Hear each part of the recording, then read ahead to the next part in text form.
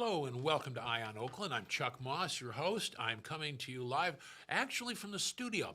This is the first time that I have been in studio here since for 4 years. We actually had a show to do in February, from March, and we were going to talk about this virus thing. What the heck is this? We had a doctor and everything, and they called us on Friday and said, now we're not coming in. It's going to be 2 weeks to flatten the curve. Well, we all know how that turned out. But the deal is that after 4 years, I'm sitting here actually in the Bloomfield studios, which is not a bad thing. The reason we're here is, of course, the magic of Comcast means that the connections at my house are not all that they ought to be. But to keep you, the viewers, happy, make sure that we have great shows, we're going to do it right here where we know the connection will be good. We have a great guest, one of our favorite people. We have Dani Walsh, who is the Bloomfield Township Supervisor. Welcome to the show. Hi, Chuck. Thank you for having me. And I love our connection. Yeah, this is a great connection. Yeah. Well, welcome.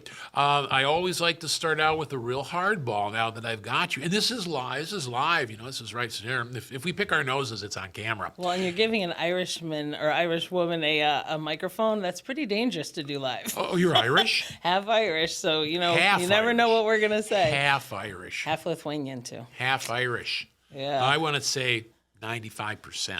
Wow. Maybe even more. So 2 with the live mic. That's dangerous. Yeah, isn't it awful? I love it. We were talking about immigration, which of course we will not cover right now, but somebody's talking about immigration, and I was saying, it would be better if we could keep the undesirables out of this country, but it's too late. We Irish are already here. Anyway, so the hardball question is, what's going on in the township?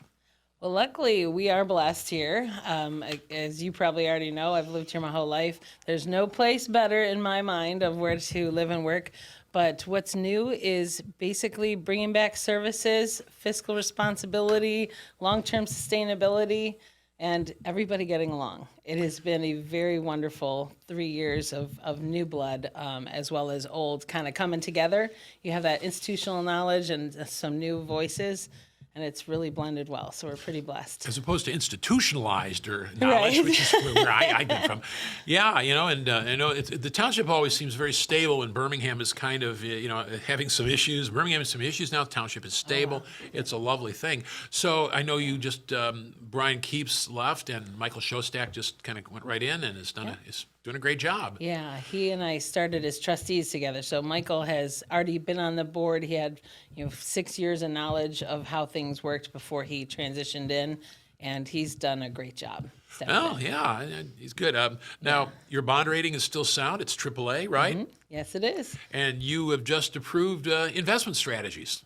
Yes, we started, we redid them a little. We had policies that were not written down, but they were just kind of what we did.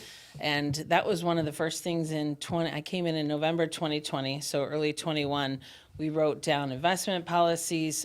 We had to do our budget policies, everything from investments, budgets, how you're going to spend in the future. All of that, writing it down, helps solidify your rating. So one of the things that was said was, you have these great policies, nobody knows what they are. So really something as simple as doing that kind of gave us that extra check in the box where Standard & Poor's said, yep, you're definitely a AAA. Well, you got to have it written down in case, no offense, if someone gets hit by a bus or you have retirements. Right. I was up in Lansing, and they came to one of the people from the governor's office came and said, we need an emergency appropriation of X amount of money. We said, because we need to change some of our computer systems. And I said, yeah, why? Well, they're so old, they're basically programmed in Latin, And we had 3 guys who understood, and finally only one, and then he retired. And we brought him back and paid him a bunch of money. He said, okay, but I'll never do it again. So we searched through, we found only one person understood the computer language, but we can't get him. Because he's the governor. It was Rick Snyder. Oh, my gosh. He's the only guy who understood how to do it, and he won't do it. So I understand when your legacy systems get so old. Right, and you touched on an important one, IT. Yes. So IT is always been a strong part here, but it wasn't keeping up. You need that visionary at the helm, and we have a director of technology now in IT that he not only can do things reactively like anybody, but he has that vision for the future. So simple things of continuity of government. What happens if a tornado comes and takes out town hall? something that simple is, how do you keep services going? How do you keep paying your payroll? How do you do all these things? And under the old system of IT, they didn't think that way. So we had our servers were here. Well, guess what else goes down? The servers. So even something as simple to many of us as continuity of government, it took that visionary to come in and say, hey, there's some gaps I want to fill here. And one is safety for information, safety against ransomware. There are a lot of communities where people are getting those phishing scams, and they'll click on a link, and if the wrong person clicks on the link, people used to be able to have that access to municipalities, and he's kind of locked that all down now. So really, it's safety for our citizens and our employees that way. Well, there's a lot of computer scams, I can tell you that. Yes. I mean, I get them every 2 or 3 days. And, it was a real shock to me, believe it or not, to find that there was not a Nigerian princess who called me beloved that had $20 million US for me, and all I had to do was send Still her like, hoping though, right? no, I wish, yeah. What are they now? They like pretend to be Microsoft and you bought something or something. Or one of the really bad ones that hits a lot of our senior citizens, they pretend to be your grandchild. So sometimes they'll email or call and say they're in trouble, they need them to send them something, and they're crafty. And Well, thank goodness. I had someone who called actually my house and pretended he was my grandson, Yeah. and he was in trouble. And I said, oh, yeah, well, you know what? I think it would do you a heck of a lot of good to spend 20 years in jail. The problem is that, yes, I do have a grandson. Right. And he's 5.5 months old. There you so go. it's not likely he's going to be in jail in Tijuana, at least not for another 15 years. Right. But my grandson, They have evolved. The scams have evolved. Once we all realize one is a scam, they create a new one. It's okay, because I don't believe in anything. That's like, we believe in nothing, Lebowski, nothing. I'm a trust but verify kind of lady. Trust but verify, and then don't trust. And as far as spending the money, I was like, no. Somebody told me, there's a Chuck Moss fund. I said, no, if there was, I'd cut it. So anyway, we're talking about, while we're basically on this subject, you guys had the famous Chilean robbery gang. We have Oakland County got hit pretty hard with that. The last I was part of it, there were about 17 or 18 throughout Oakland County, and we had about 5 or 6 of them. So we were definitely hit hard because of what they were looking for. They were looking for not just people with wealth, but wooded areas. We have these beautiful tree canopy, which they would be able to use that as a cover. And one thing that really helped and why it has slowed down is actually across the United States, there's so many of these cells, about 100 cells. They were only getting 2 to 3 years of a penalty. Well, that's not very long when you think about how much money they were taking in, and as well as protecting their families back home. But when you have something like we did here, or not we, I can't take credit for it, but what the prosecutor's office and the sheriff's office and all of the law enforcement came together on was charging it a higher felony of 20 years. And it is amazing how quickly that has slowed down the process of coming to Oakland County, because if you can hit all 49 other states as well as any county but Oakland County, you're less likely to get the strong penalty. So that really helped with kind of chasing them away, and knock on wood, we haven't had one in quite a while. Well, that's here. fascinating. You mentioned cells. I mean, all I know is, okay, they're a bunch of guys and they're robbing houses and they're from Chile. Okay, all right. It's better than them being from Ohio. Right. So so there are cells. I mean, what is this? There's only so much I can't talk much about it because again, it still exists, but yeah, it is an organized effort. It's been going on since 2020. We didn't get hit right away, but it has started throughout Miami, New York, California, and unfortunately it is very well organized. It is not just a few people. I know some people have commented it's just a couple people coming across the border. It is not. It is highly organized from the inside. So from somewhere, yes. We don't need to talk. Yeah, okay. But yeah, they have caught them in many states. Yeah. If you told me you'd have to kill me, I right? get that. And I don't need that. But we don't want them to know how much we know. No. Because even if they're not attacking us anymore, we can continue to give the information we've learned to those around us, because that is something Oakland County is also different on with Sheriff Bouchard's office. He encourages everybody, does the same training, everybody shares information, and that also helped with Oakland County versus other counties across the United States. we just work better together. It all works better, everybody. I remember when Birmingham and Bloomfield Township and Bloomfield Hills all like had their own little shops and they didn't talk to each other. And then they Right. were, wait a minute, we're all just kind of connected. But well, that's good to know, and it's good to know that you're, whatever the next one is, you're in better shape for it. Right. Now, just to jump. Speaking of issues, is that I-75 construction all done finally? All that looks like it's done. Well, in our area, Yeah. we're as a township, we're not part of much of the actual highway. But we had that big barrier wall they were going to build around. Was it Fox Hills or? Whatever it As far as I know, there isn't anything planned on that. Our Oh. big issue here in the township was they were going to remove a ramp. Yes. So that was our big one, and we ended up working with MDOT. I reached out to Lori Swanson at MDOT. She's been a very strong partner for us, where they kind of come to us now because it was kind of in the last stance before we got involved. And part of it is people are confused between Bloomfield Township, West Bloomfield. And so they assumed talking to Bloomfield Hills, they were talking to the right entity. Yes. So Lori kind of came in, helped knock that out. We now are involved in any discussion going forward. For example, clear cutting used to be a thing MDOT did. I don't know if you remember. That was bad. Yes, I do remember. That was bad. I remember. Yeah. Right. Well, So now they come to us, and our DPW and them, they kind of walk together and look at what's disease, what's not disease, what's in the way, what's not. And they pick and choose trees now to trim back. And that has been, thankfully, with Lori Swanson. She's helped us keep the ramp and also keep some trees. Well, good. I mean, see, up in Lansing, anything southeast of Williamston, they just don't get. It's like, maybe Okemos. It's like, well, yeah, Right. that's Detroit. We don't get it. Now, we're talking about any like special projects or which we looking forward to or other than the obvious repaving Telegraph Road, which has to happen every 7 Right. years to keep the Michigan economy going. Right. What else is going on? So we have done a lot of special projects. To cover some that we did do is changing kind of the way we budget. Again, kind of that IT visionary. You also have to have that person who has the new eyes, where you come in and, like you said, Bloomfield Township has always been stable. It's always worked, and it also always did the way it always did it. So something as simple as taking online payments, taking credit card payments. I'm not sure if you knew that. That wasn't done here in the I did township. not know that. Until after I started. You were check or cash. That's just the way it was done. And that worked prior to COVID, even to some extent. It made it a little harder on some, but if you can't let people come in and see each other, you need to adapt. So Yeah. even something as simple as changing the way we take payments, changing the way we serve people.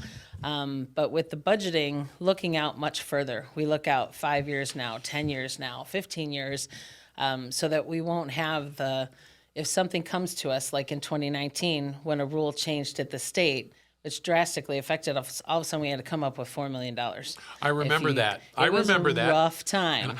I had nothing to do with that. Neither did I. I was gone by then. That was from legacy decades ago. And Sure. actually, those that inherited it in 2019, nobody at that board was part of that issue either. You're Right. talking about going back to the 1940s, 50s, 60s. The way they considered things is different the way that you do now. Well, yeah, And- it's been 60, 70 years. Right. And that concept of we weren't doing anything illegal, we were just doing it the way it was always done. So modifying it, coming up to the state, but we had to make some cuts. And that's something that I never wanted to happen again, because as a resident and on that board, that was a horrible time for us. And it actually divided the community a little bit. It caused a lot of fighting. So the first thing I wanted to do was a longer term outlook on budgeting. The department heads jumped in, all hands on deck, because I said basically I need all your capital. I need everything you could possibly do in the next 10 years. So that's a lot more forward thinking than municipalities are always used to if you don't own infrastructure. So our water sewer department knows. Yeah. But when you're telling assessing and IT think out 10 years, that's a little different. And they all joined in. Another thing we did was say, if you could change this department, if you could come in, it's a brand new department, what would you do? And it was an amazing thing to see their faces of being able to build something instead of just doing what we've always done. And they've come up with amazing ideas. So we have all of the services that were cut are back. We've brought back other services as well. For example, household hazardous waste days were cut, shredding days were cut. And we used to have 2 household hazardous waste, 1 shredding. First we brought brought back one. Then we brought, so now this year, all three will be back. We brought back a service that was called Clean Sweep back in the day. I'm not sure if we're rebranding it or keeping it, but it's around Earth Day and all the HOAs and everybody we just clean up all the trash that gets You could on also the call it sides. spring cleaning. Right, that's a good one. I like that. 25 cents. Yeah. And another thing that we brought back too is that concept of continuing online service to those that prefer it, because the world is a little more hybrid now. But then we also, in a sense of, we now allow online scheduling of inspections. We do some online in the building department that wasn't before. It was always you had to call in, and everybody's trying to call in at the same time. But then we're actually bringing back the strategic plan. That's my big baby right now, that we just accepted all of the RFPs, just came in. So today's what I'm affectionately calling opening day, because today we get to open the bids. But there has not been a strategic plan created here since 2009. Yes, and we know That's what a was happening long in time. 2009. Yes. Right. So they had to do one then to say, what are we going to do for the next 5 years? But then again, it was, we'll go back to the way we've always done things. You know, what did Fred Corzin do? Yeah. Right. Yeah. So we were, and again, there's nothing illegal about this. There's nothing nefarious. It's just, it was working. Yeah. So why not? But again, you have these department heads and employees and residents that want to know what's next. Right. So this strategic plan will take us into the next 5 years. We'll be building that. There'll be a lot of community involvement. There'll be a lot of asks for them to show up, talk to us, tell us what they want. And then not this year, but the following year, we'll be putting out the RFP for our master plan, which is then thinking about, strategic plan is different. It's teaching you, here are your goals, what's your vision, and how do you get there? Whereas the master plan is, how is your spaces used? What's more of the zoning? Oh, yes. So thinking forward on that. Well, you know, Birmingham, we love master plans, you know. It's Right. yeah, it's good. Now, but are you going to ever reopen on Fridays? So one of the reasons that we don't is that is one of our least attended days. So although we're under contract right now, it also is a big attractor for employees. It's very hard nowadays to get employees, and especially COVID has changed the game on that. So since we'll never be able to offer remote work, which is super common, I mean, that's either some people are all remote, some are half remote. You can't serve the public if you're not physically there. One of the only negotiating terms that you have to acquire people to public service from the private is that 4-day work week. So they're still working 40 hours. Yeah. I can promise you 10-hour days are not easy. They're long. Oh, believe me, I know. Right. We did a little, I did a tester. So for 1 year, we kept some departments open, like police records was open. Some of our busier ones where there's a constant flow. Police records stayed open. We had some people in the building department, and they still were the least attended. And that's also why some of the senior center went from like late nights up to 3:30, because after 3:30 there's such a drop. When you start tracking the walk-ins, Fridays wasn't a sustainable model to still get the employees as well. So it's kind of that balance. Just, you know, for the senior center, I mean, just so you know, Friday morning is the Birmingham Senior Men's Club, and 90% of the people must be from the township. So they're all up at the Moose Preserve. There you go. Let me tell you. Now, you mentioned remote work, which is interesting.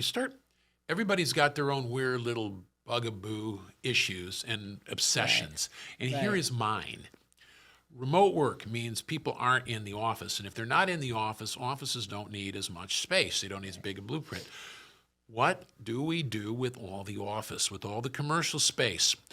Are you guys seeing, like, there's some places, New York, San Francisco, Chicago, the places you would expect, office is plummeting. They're now revaluing office because people are buying it they didn't, and it's becoming a real bad thing for commercial office. Are you seeing a problem with office occupancy?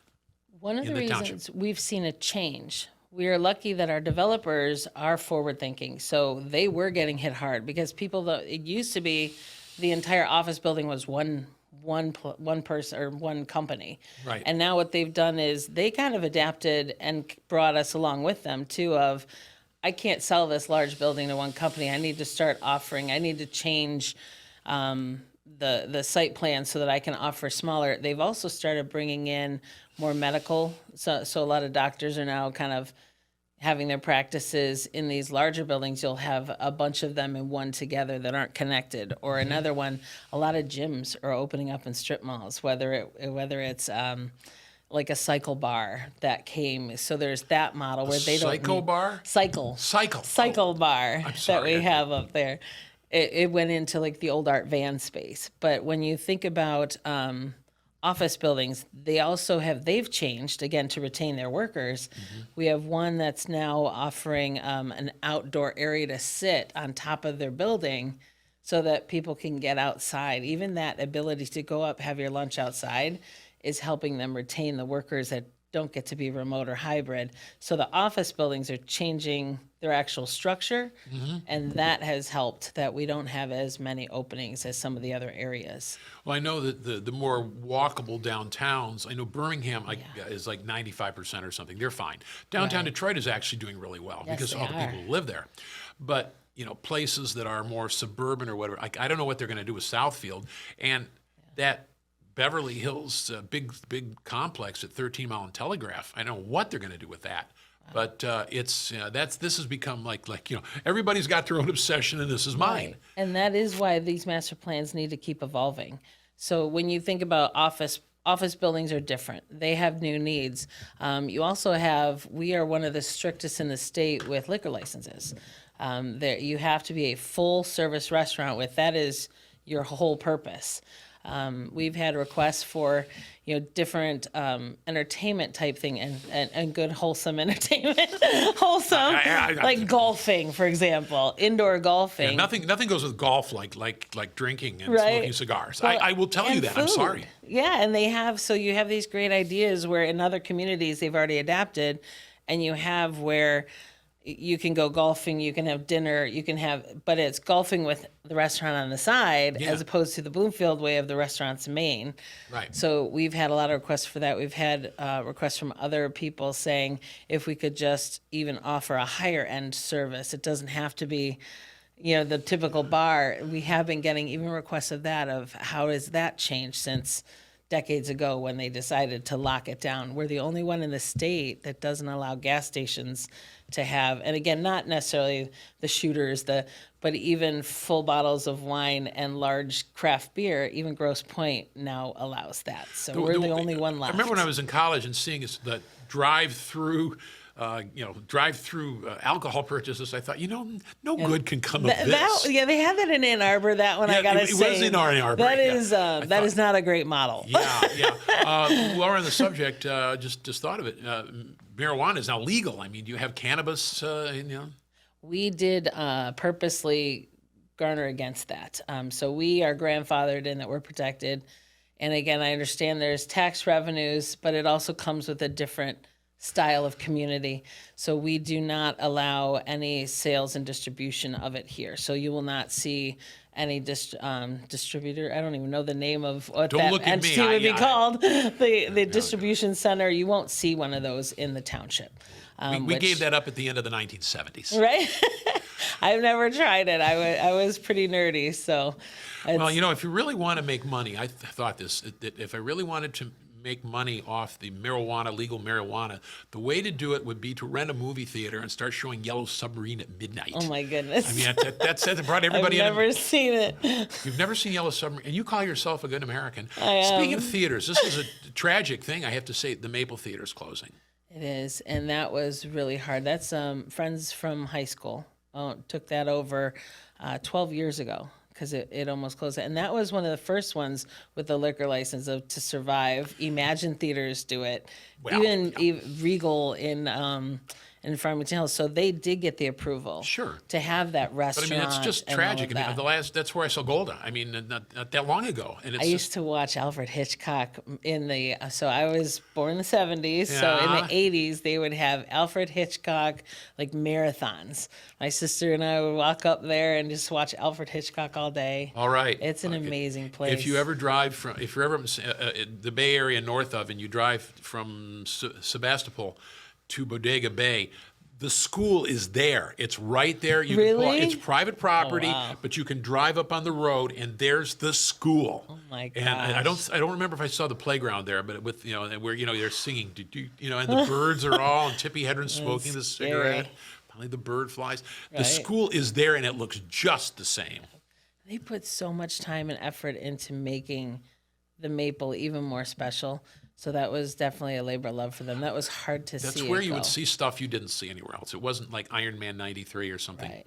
And COVID really changed the way people go back to movies. And you just pointed out, they weren't the blockbusters. They're not the ones that quickly came back. Yeah. They were the more art films, independent films, Right. special films that others weren't showing. For instance, Golda, which is a Right. great, and oddly enough, 3 weeks later, so, Yeah. with Gaza Hamas, it's basically happening again. So it was to see, that's where you would go to see those kind of movies. Right. And that group just never really came back after COVID. So they tried to stay as long as they could, but it was no longer sustainable. For That's very sad because there's nothing like seeing a movie in a theater. The little screen is not quite the same. Hopefully somebody will move in and reopen it as a theater. So I'm hoping, fingers crossed, that Grand Aqua finds another good one. Let's hope. Well, you were first elected, what, was it 4 years ago? 2016, so gonna say it was 8 almost years. 8 years ago. Yeah. So- First as a trustee, but you were correct, as a supervisor, 2020. Right. But as a trustee, 2016. Right. So you've got, what would you've done a lot of stuff. What would you like to accomplish, say, in the future? So now that we've got budgets for long terms under control, we've got the strategic plan. I think in the future, I want to continue this new vision that we have of Bloomfield's always been that gold standard. And then we kind of rested on our laurels for a little while. And we're now becoming, again, that forward thinker, whether it's being that pilot program for Oakland County of our core responder, where you have police and social workers embedded together to help. That was the first of its kind. So we're kind of getting back to, and I want to continue being that visionary of the future, where Bloomfield's already amazing, and we want to make sure we stay the top. Well, it's always, it's good. I know that back in, was it 10 and 8, when during the Great Recession, I remember going door to door in neighborhoods in the township, and like 25-30% of the houses were empty. Yeah, it was a dark time. No kidding. And it was really, that's all looks like, it all looks good again, like people have moved in. So I'm glad to see it. Well, it's again it's been great having you on. It's great. It's great to be here live. I mean, always it's a really pleasure to good, see you. And although I don't come visit you as often as when I was at certain elective offices, it's still good to see the township is doing great. And so, thank you I'm very glad much. to see you're doing well as well. And congratulations on 20 years of this show? 20 years of, we should have some kind of a thing. Yeah. And of course, we've had another milestone. My daughter number 2 in August. I had a little baby boy, so I'm grandpa now. Congratulations. Thank you. You got to be That's careful. wonderful. Be careful. He'll grab your nose. He's 6 months old now. He'll grab your ears. So This is when you get to spoil him, though. That's the best. I can't wait. Yeah. All right. Well, anyway, thank you very much, Dani Walsh, who's the Thank you, Bloomfield Chuck. Township Supervisor. I'm Chuck Moss, and thank you for joining us here on Eye on Oakland.